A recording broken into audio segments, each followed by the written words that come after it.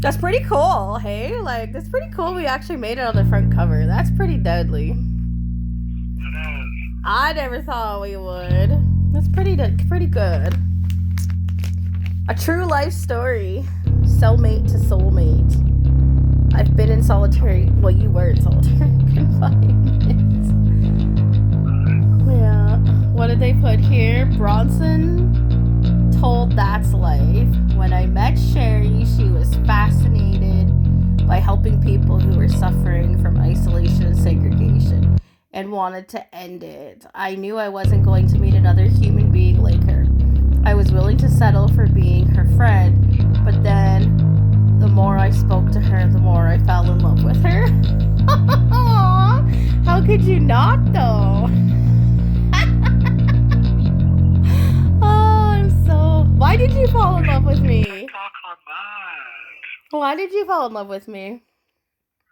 Because you have a big heart. Here, what does it say? After 18 months, we were allowed to touch. Finally, he said embracing me, having his arms around me felt incredible. But I could tell something was on his mind. Suddenly, he got down on one knee. Will you marry me? He asked. Yes, I said. I was overjoyed. We weren't soon allowed, but we were soon allowed a conjugal visit where we could stay the night together. At an outhouse? That's what they call it in England. On the prison ground. There we had sex for the first time. It was magical. When I got home, I excitedly went to buy our rings with money Bronson had sent. We penciled our wedding date for his 40th birthday. Through his social workers, he organized most of the day himself. I give you credit for that. You did. You really did. You did a good job at wedding planning. And paid for it too.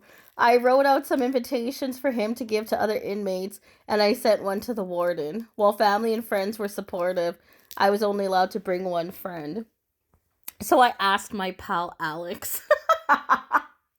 My pal. Where is it? We found the most perfect suit.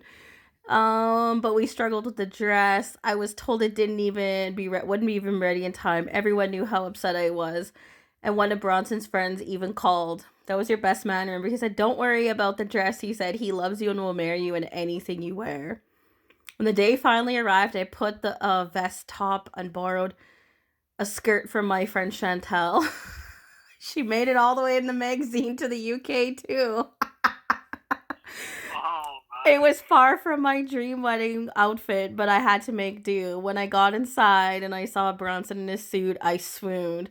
Look at my handsome hubby-to-be. Well, I've got to keep up with you. You look beautiful, baby, he smiled. I don't remember that, but we went out to the prison courtyard where some of the inmates were waiting to watch the ceremony. The type of facility it was meant they always wore their own clothes and walked around without handcuffs. Looking around at the crowd and their casual getup, I could almost pretend we weren't getting married in prison. That was like that. It was much anticipated event, but it was the first wedding to be held there. Let's see. What else did they put? I won't read the whole thing. We did everything a normal married couple would do. We consummated the marriage, cooked together, and had picnics outside. Do you remember those? You remember our picnics on the front lawn? It broke my heart to leave. Now I drive 6 hours a round trip every weekend. My parents came once and they all got along well. Contrary to what some people think, Miriam has infected my career. I'm still working to get his conviction overturned. It is successful. He would be released within the next 2 years. Some wonder if I'm a desperate or crazy to want to marry a convicted killer. I don't call you that. But they don't know Bronson like I do. I'm passionate about helping prisoners, which is why I became a prisoner advocate. I never expected to get intimate with an inmate, though. Well, I have. I just never expected to marry one. Just to think, like, you know how many years ago now, like, where we started? Right. Like, I've been with you like 6, 7 years, but like I've known you longer than that because I advocated for you in like 2017. Yeah, 2017 ish. So, yeah, it's a pretty good story. I don't know. I feel like it's very accomplishing, like, to get on the front page of a thing like that. So, I don't know. It's pretty cool. Yeah. Is that like the front page, the whole front page? No, there's like, it says, what's that? June 26, 2025. So that's like, it was for like our 2 year anniversary. Right. And then there's about weddings that says, our wedding gifts were stolen from the venue. The thief's identity broke my heart. Then there's one about a hubby proposed to his other woman in front of me as he knelt on one knee. I did the unthinkable. And then we're in the middle of it. And then in a small underneath, it says, my groom could be, oh, that's what it says. We ended up behind bars on our big day.